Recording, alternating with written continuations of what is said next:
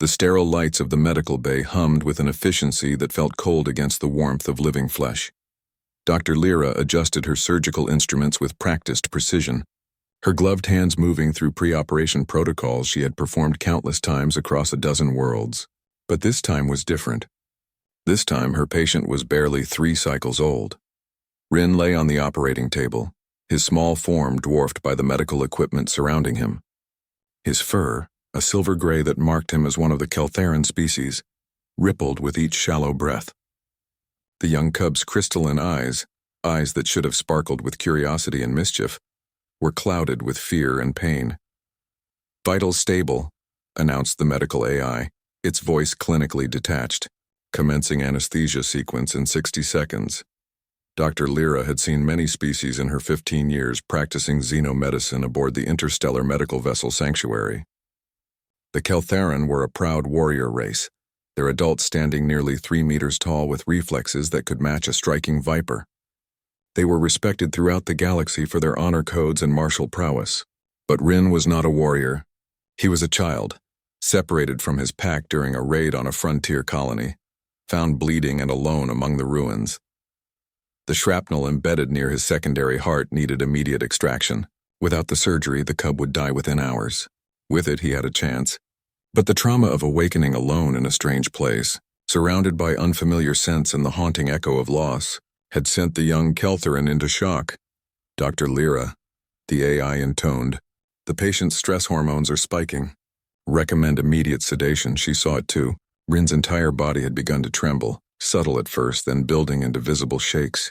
His breathing quickened, small whimpers escaping his throat, sounds that pierced through her professional detachment like nothing else could. The medical monitors painted a concerning picture: elevated heart rate, cortisol levels climbing, his small body preparing for fight or flight when he had strength for neither. Dr. Lyra made a decision that would have confused many of her colleagues from other species. She reached out her hand, her bare hand having stripped off one glove, and gently placed it over Rin's small paw. "Hey there, little one," she whispered, her voice soft and warm, a stark contrast to the clinical environment. "I know you're scared. I know everything hurts and nothing makes sense right now." Rin's crystalline eyes locked onto hers, ancient instincts warring with present fear. In Keltheran culture, physical contact was reserved for packmates, for family. Dr. Lyra was neither. She was human, a species the Keltheran had only recently begun to understand, a species whose emotions ran deep and whose capacity for empathy often baffled their more logical galactic neighbors. "You're not alone," Dr. Lyra continued, her thumb gently stroking the soft fur of his paw. "I'm right here and I'm going to stay right here. You're safe now, Rin, I promise you're safe."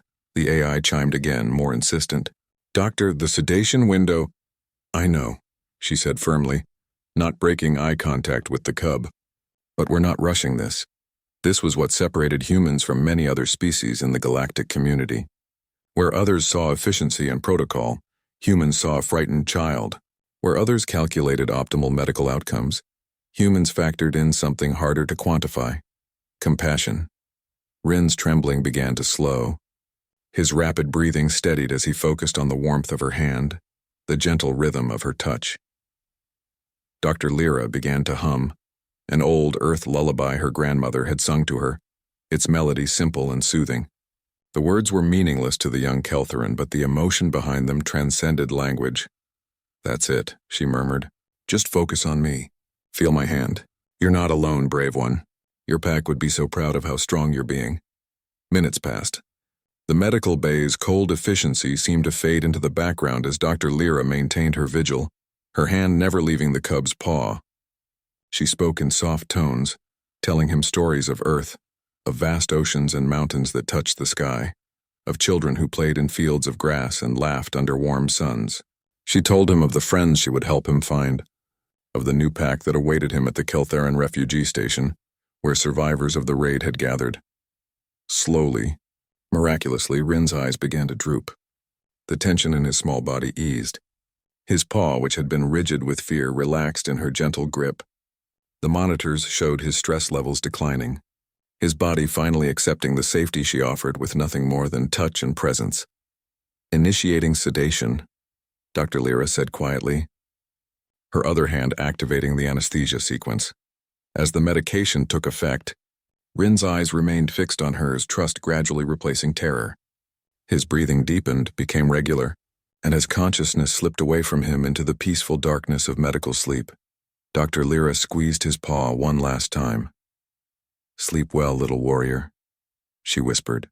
"I'll be right here when you wake up." The cub's eyes finally closed, his body going limp as the anesthesia claimed him.